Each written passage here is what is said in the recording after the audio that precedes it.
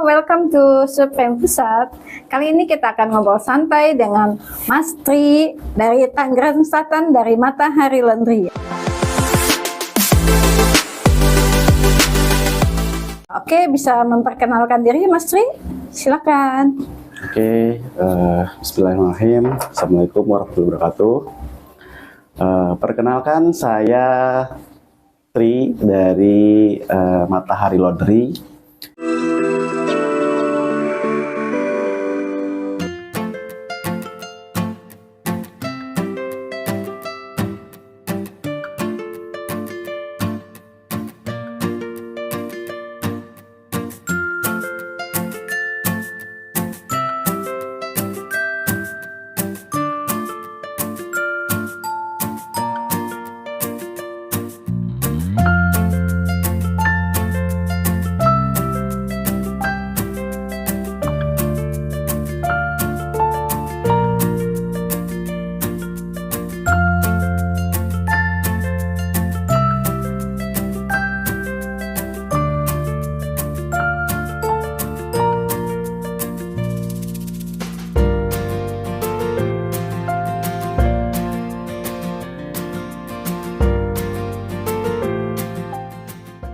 Ada juga bisnis saya yang spesial itu di laundrystroller.id, lalu ada usaha laundry.id. Ya, saya berkecimpung di dunia laundry itu sudah hampir 8 tahun. Sampai saat ini memiliki 8 cabang dan 2 outlet untuk penerimaan saja gitu. Itu laundry stroller kan kita kalau pemain laundry stroller baby care itu kan masih sedikit ya. Itu kalau seandainya teman-teman ada yang mau kerjasama sama Mas Tri, misalnya mau pekerjaan itu bisa atau enggak ya? Ya, kalau laundry stroller itu basicnya memang spesialis ya gitu kan. Kita bedakan dari yang sudah ada dari Matahari Laundry-nya ini gitu ya. Karena emang benar-benar kita maunya tuh lebih, marketnya lebih spesifik gitu ya. Karena itu kan perlengkapan bayi. Jadi kebetulan di awal itu saya pecah gitu. Jadi saya pecah dari brandnya sendiri gitu kan. Pertama Matahari Laundry, lalu ada laundrystroller.id gitu kan. Itu ada jadi pisah, websitenya juga pisah gitu. Kenapa begitu? Karena tadi agar orang juga lebih lebih percaya sama layanan yang kita bikin gitu ya, usaha yang kita bikin gitu. Ketika dia masuk ke dalam mencari mau laundry di mana gitu kan, pasti banyak kan gitu kan. Dia cari di situ ya, ketemunya brandnya dia akan cek lah ya, kira-kira seperti apa gitu. Nah itu pertama itu gitu ya. Berikutnya kalau misalnya kerjasama gitu, kalau kerjasama itu bisa biasanya gitu, bisa misalnya memang banyak kalau laundry stroller itu belum semua orang, belum semua laundry lah ya bisa mengerjakan, karena memang butuh ketelitian, takut juga biasanya untuk ngerjainnya gitu kan, karena itu perlengkapan bayi biasanya mahal-mahal ya gitu ya, jadi harus detail gitu. Makanya spesialis gitu. Kalau kerjasama biasanya kita sharing komisi aja, bisa sih. Oke, teman-teman kalau mau kerjasama boleh hubungin tuh Matahari Laundry yang ada di Tangerang Selatan. Tepatnya ada di Ciputat. Oh ya, Mas Tri, aku pernah lihat tuh di salah satu TV swasta ya, itu ada Mas Tri tuh laundrynya tuh bisa masuk TV itu gimana tuh? Oh, diliput ya? Iya.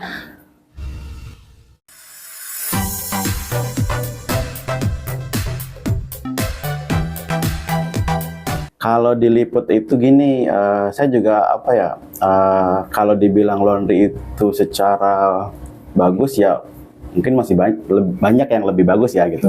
Cuma saya juga sempat tanya sebenarnya ke kameramennya gitu ya, kenapa sih dipilih Matahari Laundry gitu kan? Kebetulan gitu lah, di Matahari Laundry itu memiliki banyak layanan. Jadi mulai dari sistem kiloan, load gitu ya, sampai dengan cuci sofa, cuci spring bed, cuci karpet kantor gitu kan. Nah, itu semuanya ada lah gitu kan. Sampai dengan kita juga mengerjakan laundry hotel gitu kan. Nah, itu dirasa itu lengkap untuk mewakili bisnis laundry gitu kan. Alasannya sih itu sih. Ya, terus nih kan selama 8 tahun nih, 8 tahun perjalanan laundry ya dari itu.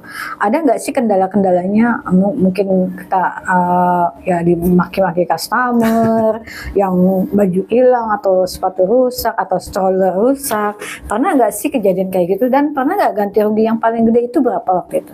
Kalau ganti rugi ya namanya bisnis ya pasti punya risiko ya. Pasti ada risiko walaupun kita sudah hati-hati, udah lakukan SOP dengan sebaik mungkin. Kalau mungkin lagi apes atau musibah ya kejadian aja gitu kan. Kalau ganti rugi itu paling besar berapa ya, saya lupa. Kalau paling besar saya ingat saya itu gantiin stroller. Nah, stroller itu sekitar berapa ya? Itu partnya sebenarnya. Jadi bukan rusak, tapi partnya jatuh. Partnya jatuh. Jadi partnya jatuh, kondisinya roda kalau nggak salah. Rodanya jatuh. Ya namanya jatuh kan udah di jalan ya.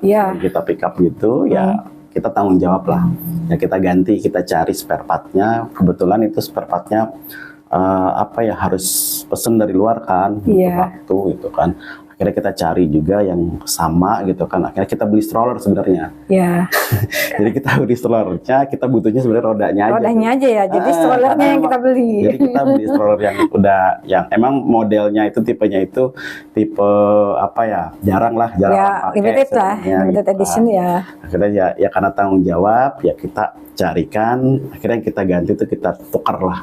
Itu sekitar berapa ya kalau nggak salah 6 juta kalau nggak salah. 6 juta ya. 6 juta bervariasi sih karena balik lagi ya namanya yang misalnya laundry-nya spesialis ya mungkin pasti barangnya mahal, branded apa gitu kan, itu resiko lagi lah. Terus misalnya kalau misalnya laundry-nya misal karpet juga pernah saya ganti 3 juta pernah gitu kan. Kondisi ya balik lagi intinya kita tanggung jawab lah. Kalau misalnya kondisinya emang itu rusak terus kita salah ya kita ngakuin salah. Ya kita berani tanggung jawab ganti.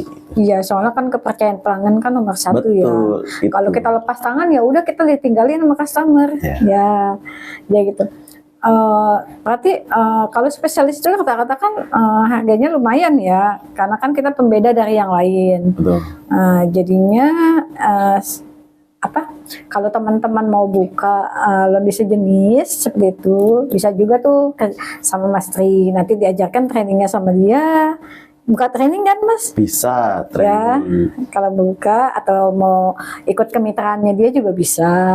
Jadi kalau di laundry dulu ada spesialis ya.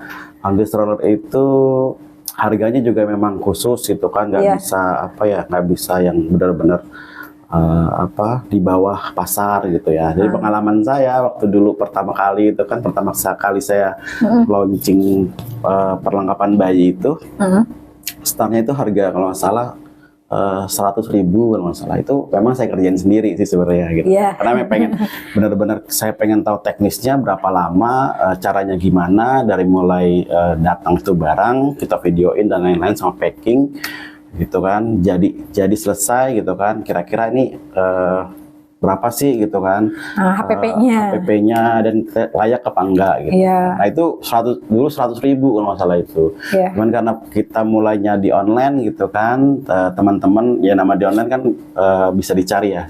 Bisa dicari, akhirnya kita juga ketemu komunitas itu kan, ada asosiasi laundry-nya sendiri.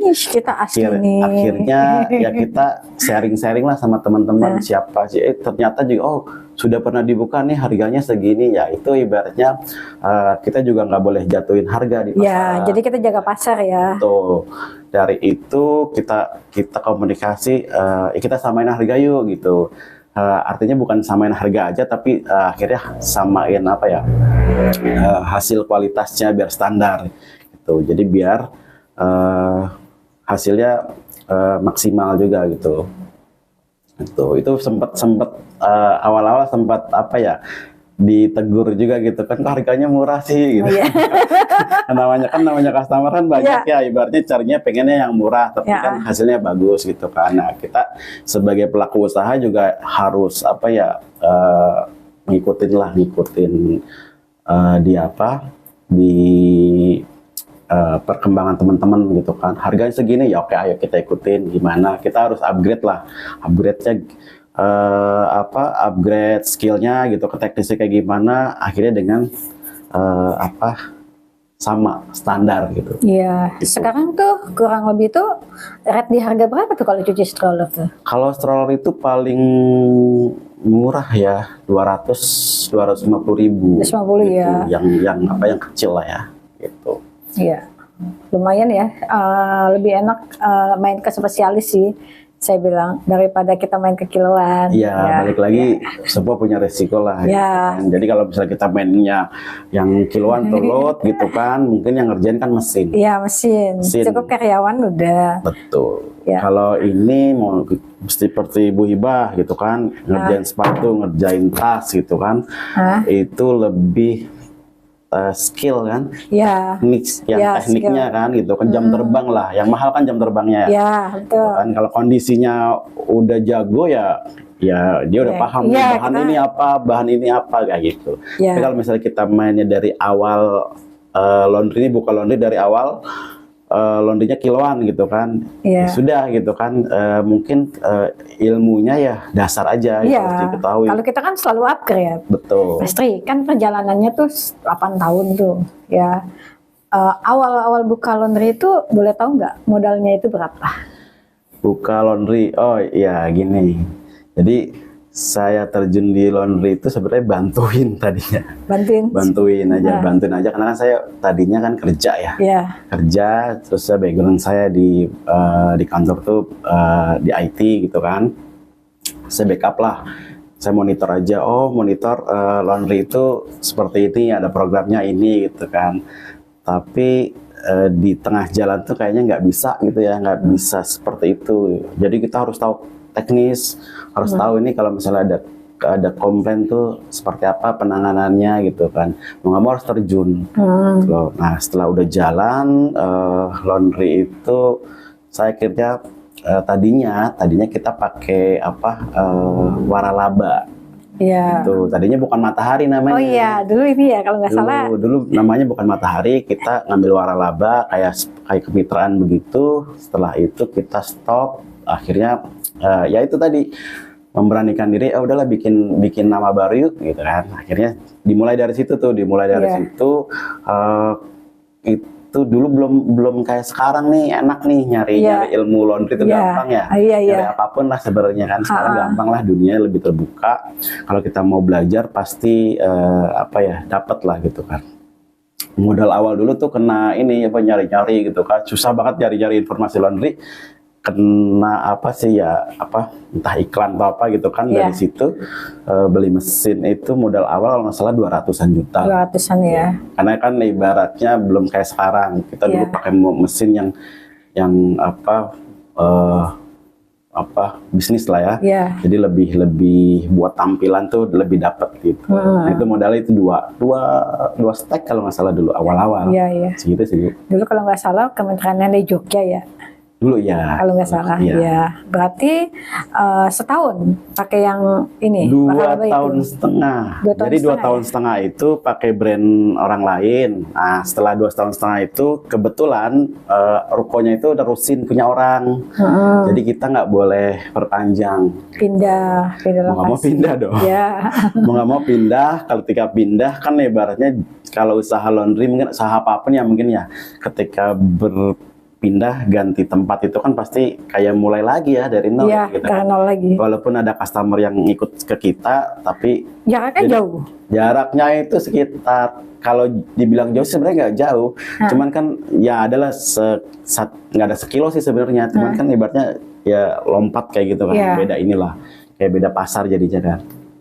Mau jadi mulai dari nol lagi tuh Bu. Nah, mulai dari nol lagi, saya masih kerja dulu. Dulu kerja ya? Masih kerja, masih mantau juga gitu kan. Setelah jalan laundry itu jalan, apa sih yang bisa bikin naikin laundry nih gitu kan. Nah karena saya basicnya dari IT, akhirnya saya mulai mikir online gitu. Jadi harus online. Saya pikir kayaknya ini laundry sih nggak rugi nih gitu kan. Nggak rugi, ada untungnya, tapi kok harus cara naikinnya gimana gitu kan. Akhirnya saya fokus di situ, mulai bikin website, mulai bikin Google Map gitu kan, IG gitu. Nah semua di situ. Jadi sebelum sekarang online mas sekarang enak banget. Ya dulu masih belajarnya benar-benar gitu. Karena dari situ bikin website pun berapa kali ganti. Gitu. Karena memang balik lagi ya dari situ prosesnya kita belajar gitu kan. Karena branding gitu gitu kan. Biar kita dikenal, karena laundry saya yang pertama itu di dalam kayak di dalam jalur perumahan gitu. Jadi bukan jalur utama.